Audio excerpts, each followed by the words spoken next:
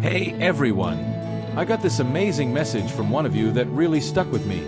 He wrote, "Hey bro, 6 years ago I heard a story, not this one, about a wife cheating and plotting to destroy the husband and father.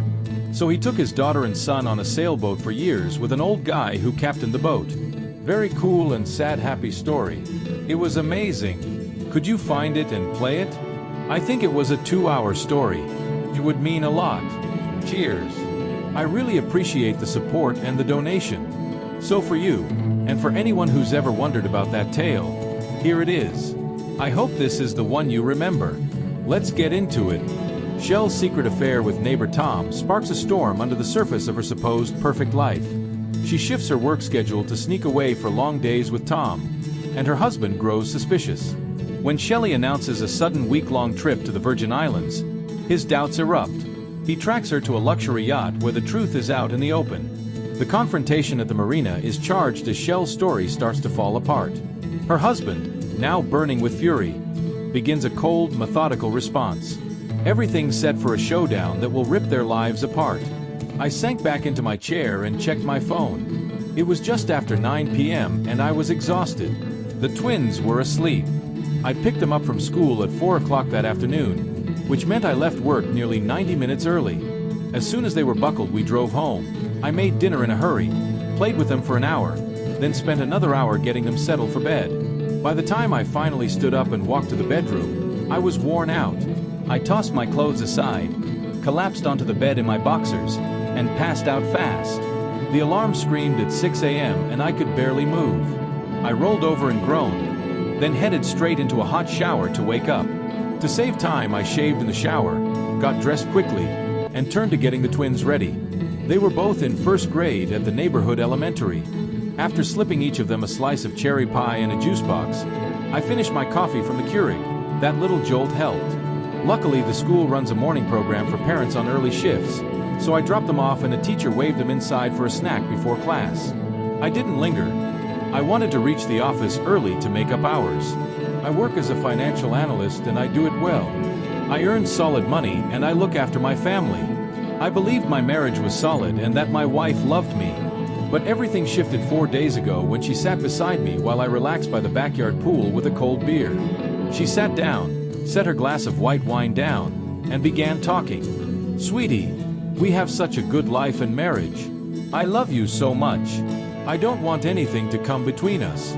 I hope you feel the same." I listened closely. My job trains me to gather facts and measure risk. I pay attention. After 11 years together and 7 married, I'd started to notice little signs something was off. Her words that night felt different. "You have a wonderful job. You make enough for us to live well," I said. "But you have a meaningful career too. Your counseling work at the shelter helps more people than I ever could."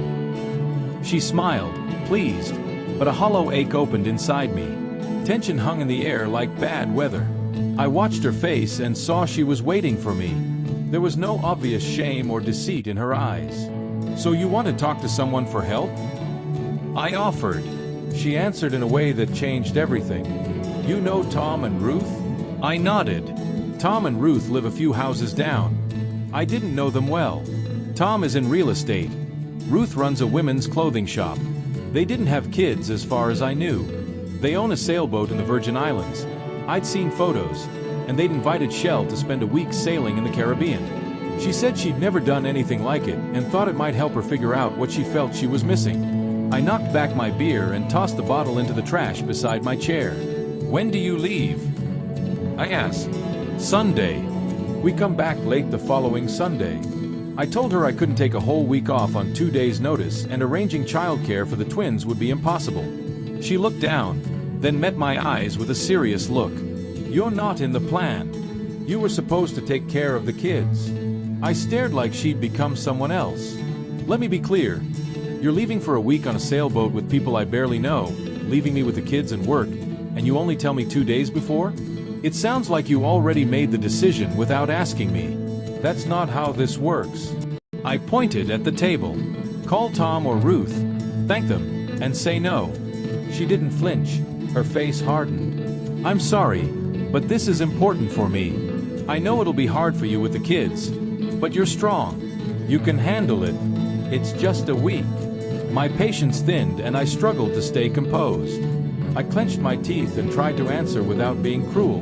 Then the doorbell rang. She jumped up and opened the door without a word. Voices filled in and she returned with Tom and Ruth.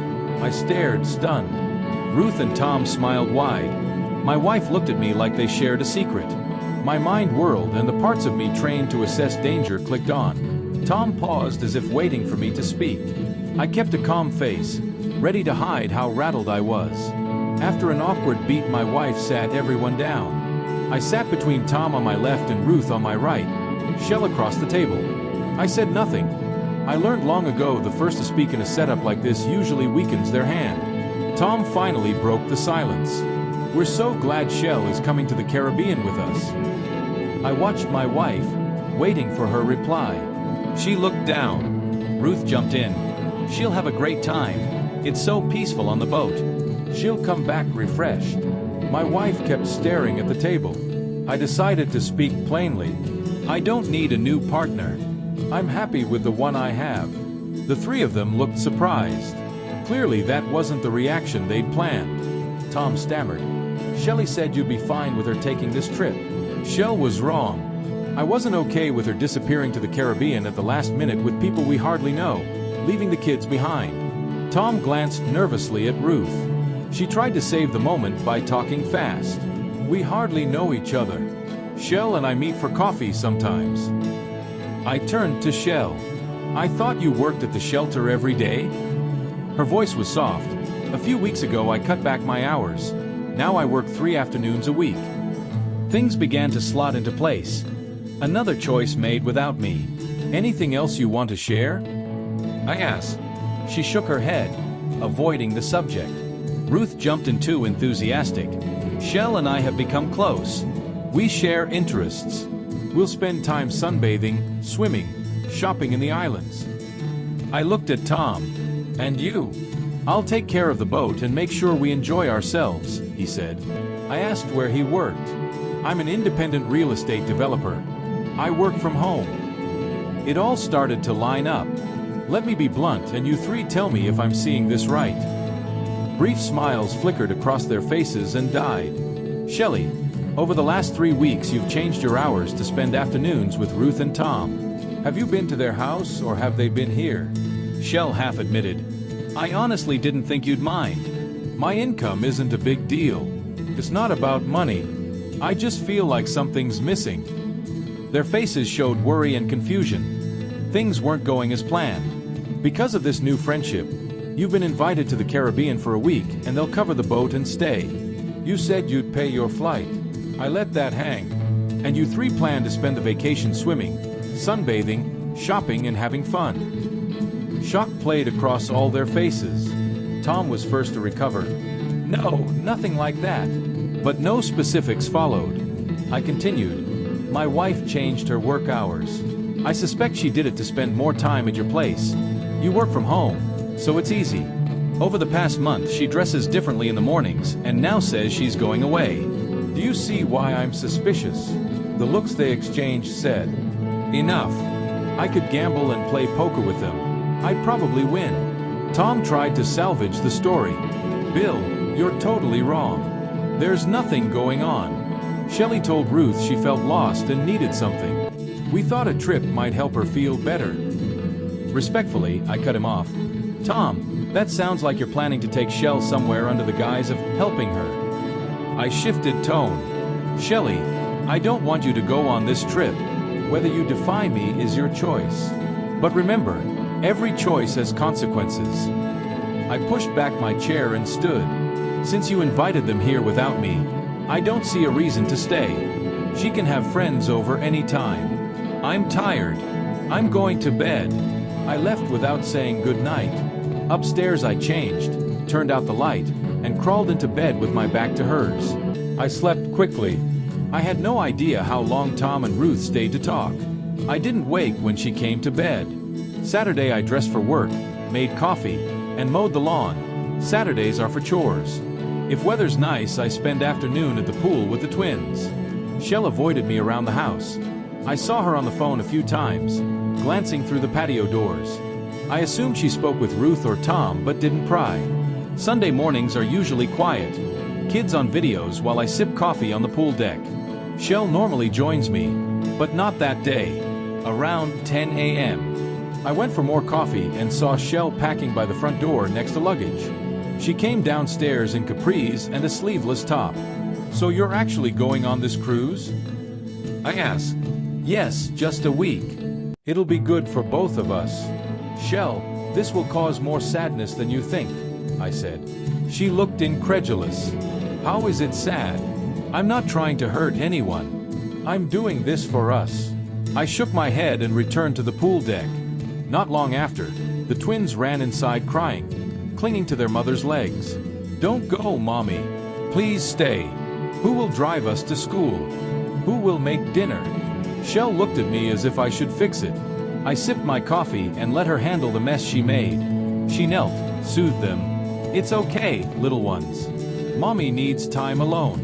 Daddy will be here and take good care of you. I'll be back in a few days with surprises." She stood, picked up her bags, helped the 6-year-olds into the SUV, and Tom. And Ruth waited with the BMW's sunroof open, Ruth waving. The twins cried as the car pulled away. I gathered the kids and promised breakfast at IHOP. After pancakes and a park visit, I chatted with some moms. One asked if I was a single dad, and I half-joked that I had been for a week. The afternoon brought McDonald's and the playground. Bargaining with 6-year-olds is an art, but we had fun. Back home I made dinner, enjoyed a quiet evening, and put the twins to bed. Monday nearly collapsed into disaster when I overslept and rushed the kids to school. The teacher asked if there was a problem. I explained their mother was away and I was covering on my own. The school secretary mentioned the lunch program I hadn't signed up for, and then my boss, who begrudgingly allowed me to tweak my schedule for the week so I could handle afternoons with the kids. That night, lying awake, an idea struck me.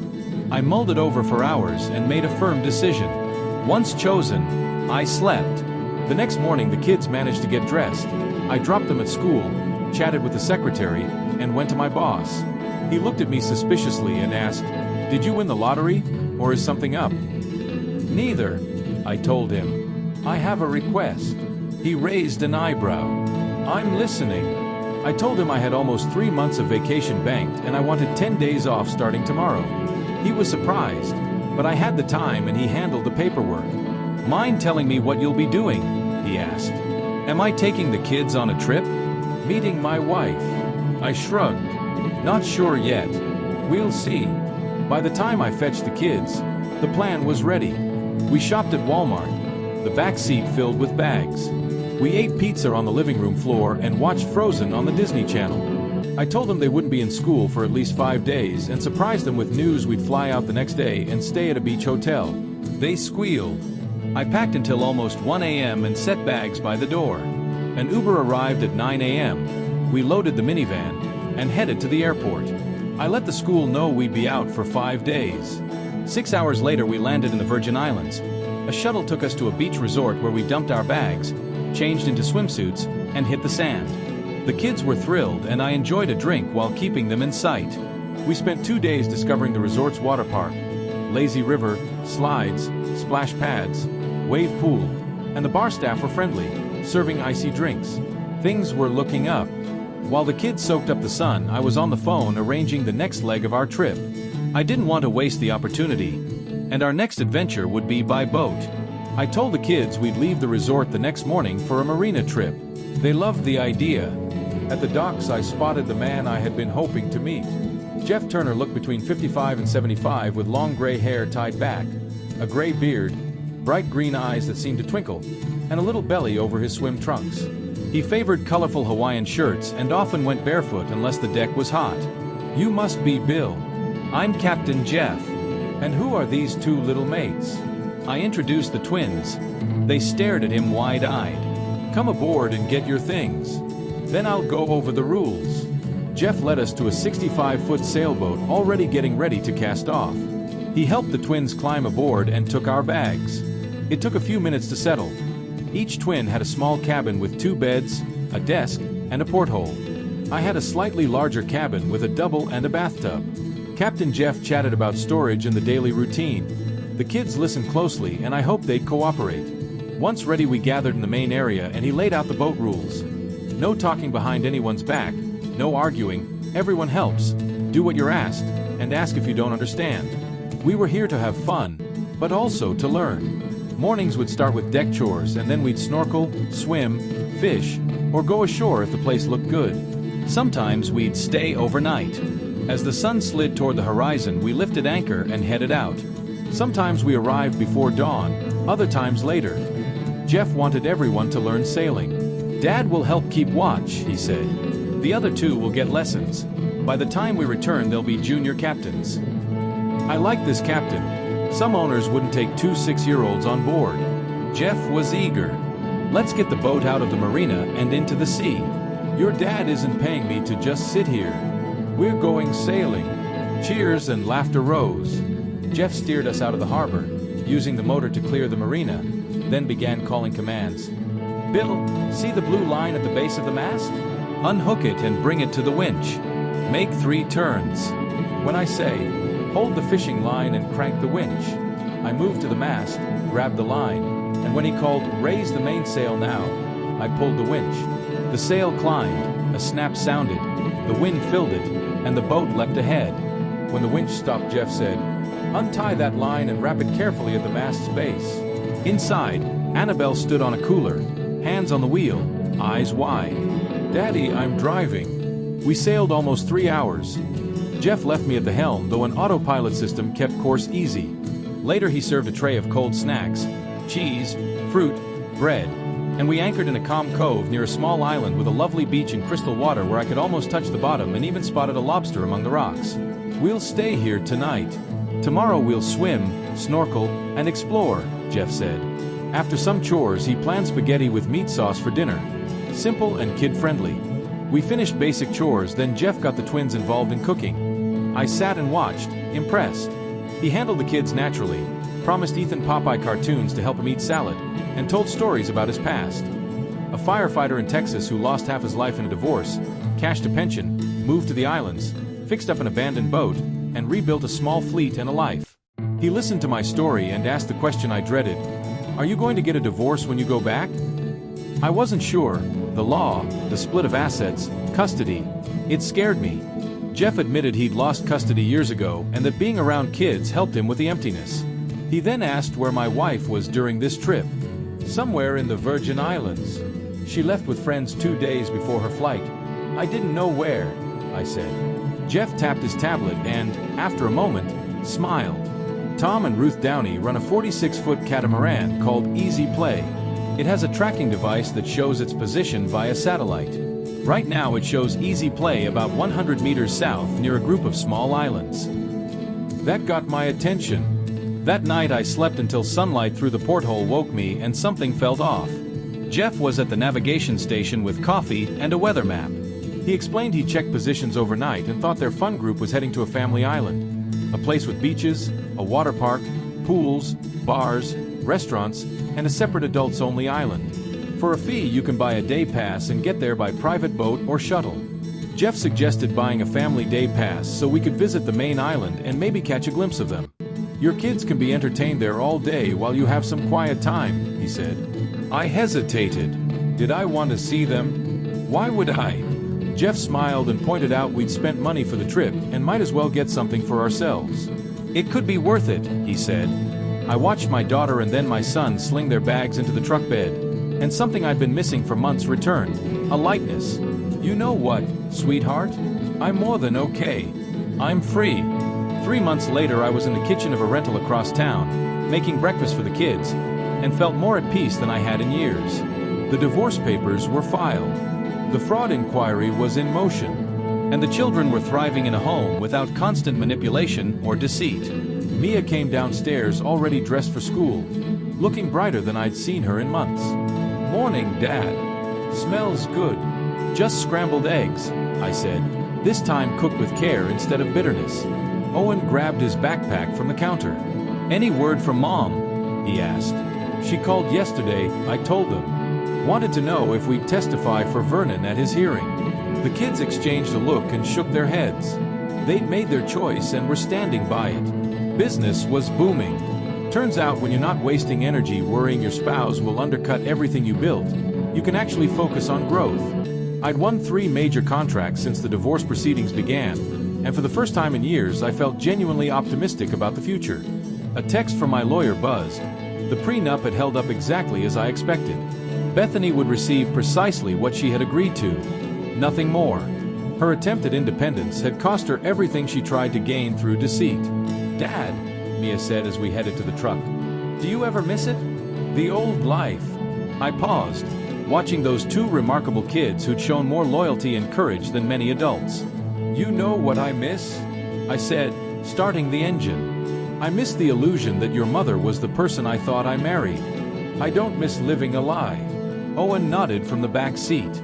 "Good, because we like this version of our family better." Driving toward their school, it hit me. The Christmas dinner meant to destroy me had actually saved me. Sometimes the best gift is discovering who people truly are, even when it hurts. Freedom, I learned, is worth every painful moment it takes to reach it.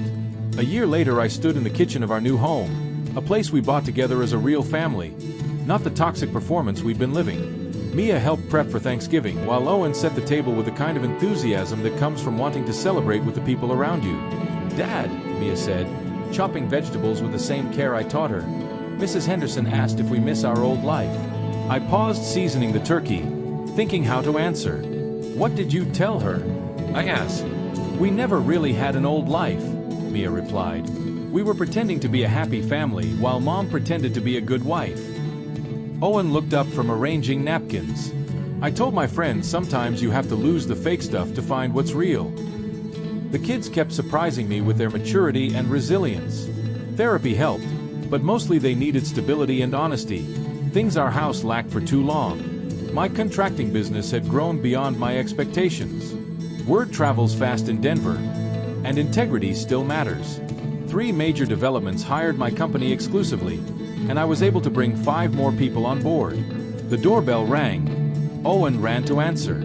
Tonight's guests were nothing like the toxic gatherings of previous years. My brother Jake with his family, my partner Tom and his wife, and, unexpectedly, Vernon. He'd come to my office 6 months earlier looking older and more worn than I'd ever seen him. His company had let him go after the investigation, and Bethany cut contact when he refused to bankroll her legal bills. "Henry," Vernon said as Owen let him in, "thanks for inviting me." "Family's complicated," I told him, "but it doesn't have to be poisonous." Bethany had moved back in with Lorraine after losing the house. Last I heard she worked retail and told anyone who'd listened that I destroyed her life out of spite. The reality was simpler. She ruined her own life with her choices, and I refused to be dragged down with her. "This feels right," Mia said, looking around at our guests, "the way family dinner should feel." She was right. No manipulation, no hidden agendas, no recording devices. Just people who genuinely cared for one another, sharing a meal and gratitude. 2 years after that awful Christmas, I sat on the porch watching Mia and Owen play basketball in the driveway and felt something I thought I'd lost. Complete contentment. The divorce was final. The business thrived. Most importantly, my children had learned that standing up for what's right takes courage, and it's always worth it. Mia bounded over, basketball under her arm. "Dad, I got accepted to Colorado State, a full academic scholarship." Pride hit me like a wave. "That's incredible, sweetheart." "The scholarship covers what Mom stole from the college fund," Owen added. "And then some." The kids had turned betrayal into motivation. They worked harder, applied for every scholarship they could find, and earned their futures by merit rather than entitlement. My phone buzzed. Bethany was requesting supervised visitation for Christmas. Mia read the message over my shoulder and shook her head. "She made her choice," Mia said simply.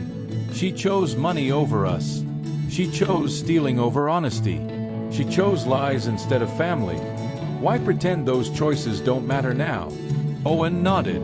"Besides, we already have plans, real ones, with people who actually care about us." They were right. Forgiveness doesn't erase consequences. It doesn't mean pretending destructive behavior has no cost. It means letting go of anger while protecting yourself from people who've proven untrustworthy. A year earlier Vernon had begun joining our holidays. He apologized not just to me but to the kids, admitting he'd enabled Bethany and put pride before their well-being. That took courage, and it meant something. Candace reached out months ago saying she wanted to mend family ties, but when she suggested we move past everything, it became clear she still didn't understand that fraud and adultery aren't drama, they're crimes. Some bridges should stay burned. As evening settled over Denver, I realized something profound. That disastrous Christmas didn't destroy my life, it revealed it. It showed me who my real family was, who my true allies were, and what I was actually fighting for. Mia and Owen were inside doing homework.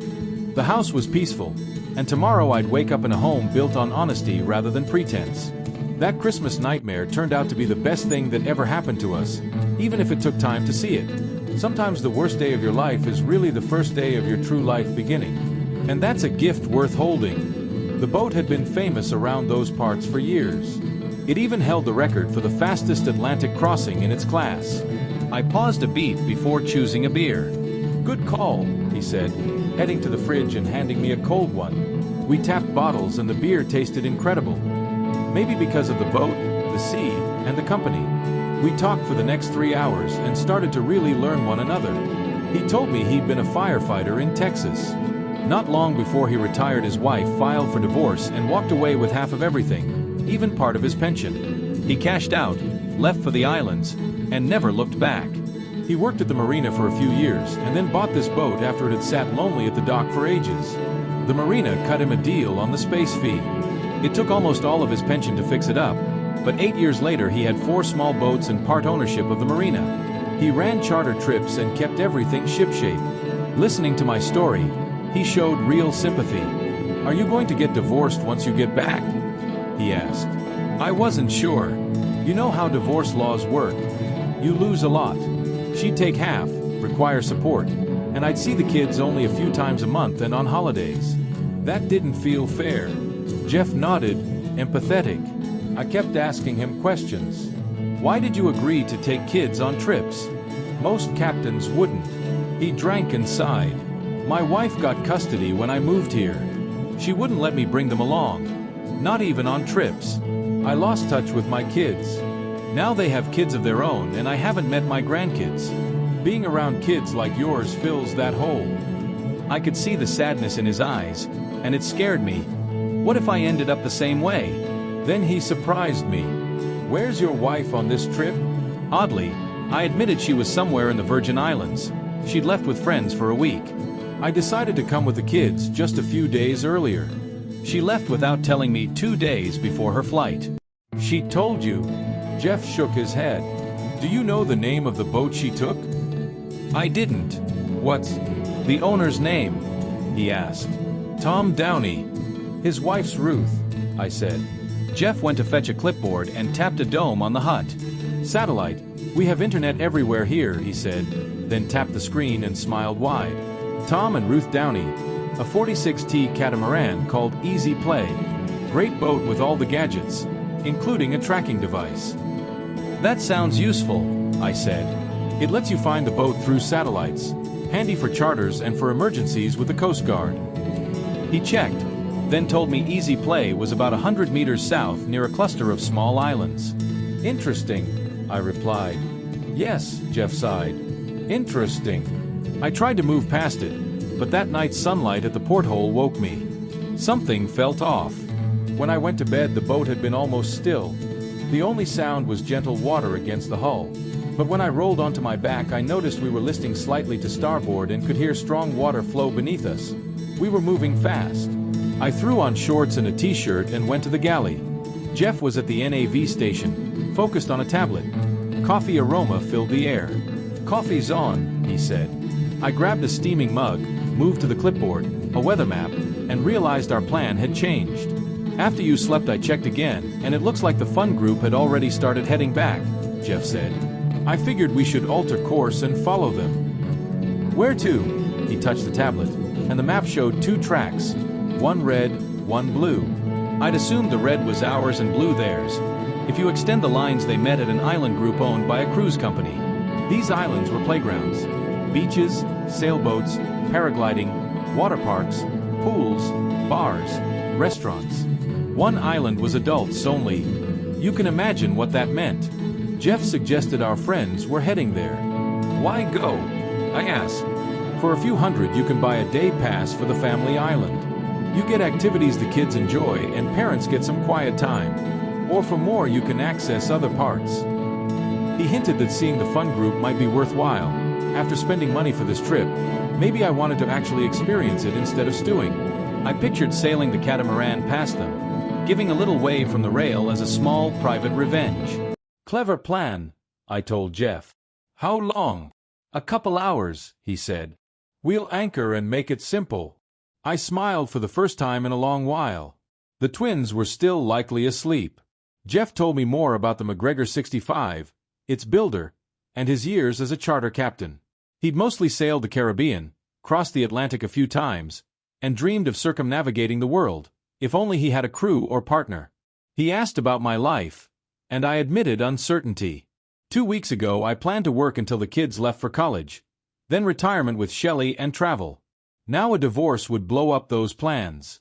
This trip was supposed to help me figure things out. Suddenly the twins bounded into the cabin, excited. "I'm hungry," Ethan declared, then grinned as Jeff promised scrambled eggs, sausage, toast, and juice. We sailed through the morning.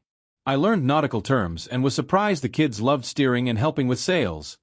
Jeff kept them busy. Dolphins escorted us and we lay on the foredeck watching them. Near noon islands rose on the horizon. Jeff took the helm, speeding toward the harbor with practiced ease. I stood forward with a mooring stick to snag the buoy ring. First try I missed. Second I caught it and heard cheers behind me. I coiled the line and stowed the stick, feeling pleased. Jeff lowered the dinghy and we ferried to shore where I handled passes and signed the kids up for daytime activities. A supervised program from 9 to 5. That bought me a few hours to explore. On the beach I watched parasailers and later returned to the marina where Jeff sat under an umbrella with a clipboard and supplies. "All set?" he asked. "Yes," I said. "Kids have a day program. There's even evening babysitting if we need it." I stocked supplies and arranged fresh water to be delivered. Jeff urged us to enjoy the island. He'd stay aboard for maintenance. We left with promises to meet later. By late evening we returned to the bigger boat where Jeff lay reading. He stood as we came near. "Permission to come aboard, Captain?" I grinned. He took the sleeping twins and I carried Ethan into his cabin, tucking him in. When I peeked into Annabelle's cabin, Jeff looked like he was holding back tears as he gently set her down. I closed Ethan's door a little louder than usual and found Jeff back in the saloon with 2 glasses of rum on ice. "Best rum on the island," he said. I sipped and admitted it was something special. Then he told me Easy Play had docked at the Adults Island and would stay 3 days, likely until they flew back to the Virgin Islands. I realized I had a decision to make. Keep chasing answers or let it go. Jeff suggested taking kids to activities the next day and using the motorboat to scout the other island. The next morning after showers, we motored for about 45 minutes into a cove where Easy Play lay at anchor. With high-powered binoculars, I zoomed in and saw Tom, Ruth, and Shell. Tom lounging on the trampoline between hulls, Ruth and Shell cuddled on cockpit cushions. Jeff eased us closer until a boat length away. Tom glanced over, then recognized me and muttered, "No way." Ruth and Shell stopped and looked up. I did a goofy little wave and told Jeff we'd done what we needed. Then we turned and sped off. As we left I watched the 3 on Easy Play gape. On the run back we set sails, savored rum, and chatted. Jeff asked the tough question. Would the kids be better off with her in their lives? I thought it through like a SWOT analysis. Strengths, weaknesses, opportunities, threats. Staying married felt stable for the kids and financially safer, but its weaknesses were glaring. Lovelessness, betrayal, damaged trust, the risk of toxicity. Opportunities to rebuild felt thin. Threats? A relationship so poisonous it could destroy us. My gut told me I couldn't return to that life. It would break me and wound the kids lifelong. Jeff urged creativity. Sometimes clear thinking traps you. You've got to consider paths no one expects. Over rum my head buzzed and his point landed. As we neared the dock I set the mooring and felt a Jimmy Buffett song in the background like a strange kind of homecoming. I sprinted to the cabin, grabbed more rum, and said something I hadn't expected. "Is this boat big enough to sail around the world?" Jeff grinned. "Sure. People have done it on smaller boats." "Then let's do it," I blurted. "Let's sail the world and never go back to that life." He thought me mad from rum and sun, but listened. I laid out an audacious plan. I wouldn't go home and hand her half my life. I wouldn't fund her lifestyle.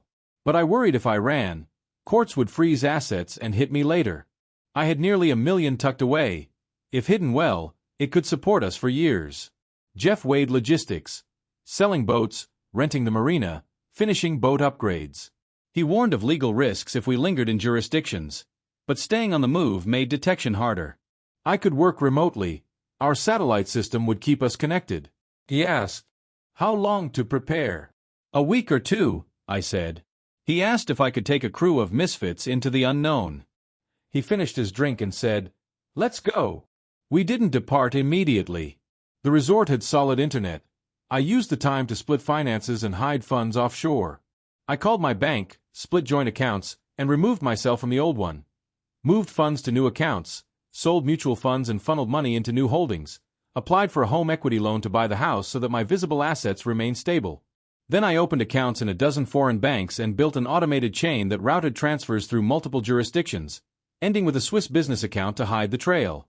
It was risky but practiced. With money organized, I registered online school programs for the twins and set up logistics for the Virgin Islands where Jeff's partner prepared boat upgrades. While the kids played, I confirmed transfers went through. Nearly $400,000 moved to the first offshore account, and left a token $10 in the original account to avoid immediate suspicion. The marina finished upgrades by noon and we readied to leave. I sent an email to my old boss apologizing for the abrupt exit and gave instructions to wire any residual funds to my new checking so they would flow to Swiss accounts. Less than 2 hours later the Virgin Islands receded behind us.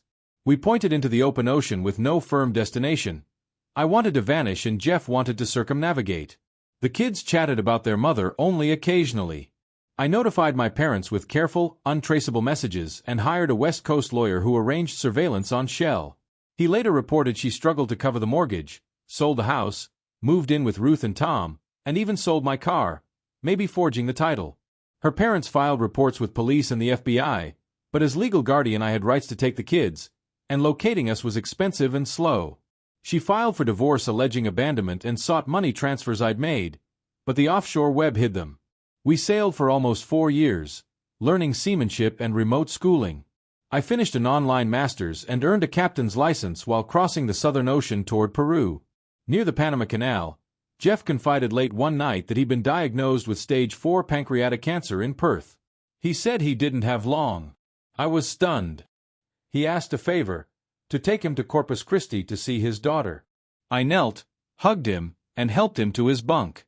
After he slept, I raised every sail and pushed the boat hard. We hit almost 21 knots as I set course for Corpus Christi Bay.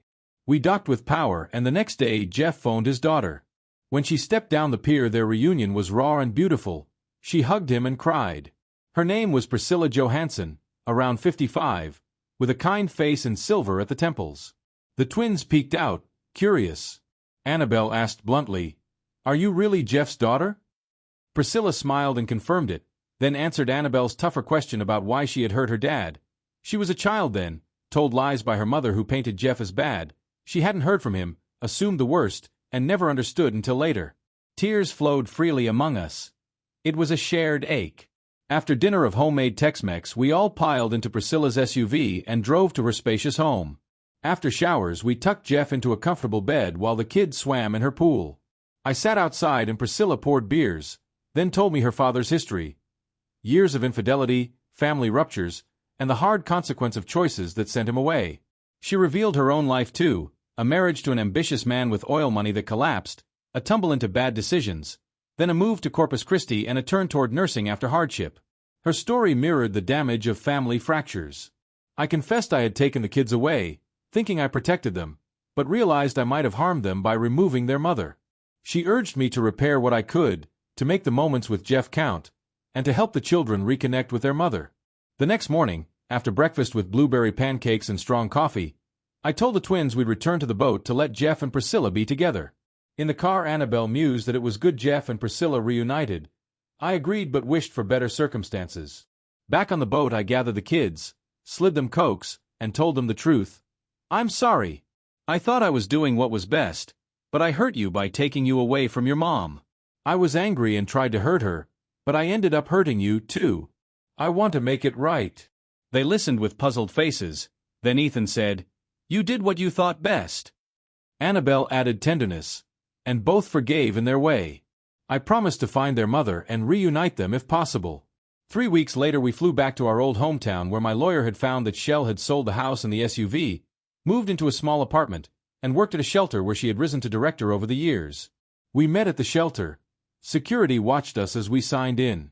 When Shell arrived, she was stunned to see us. "It's you," she said, taking in our changed faces. She led us to a private room and arranged for a guard to watch while we talked.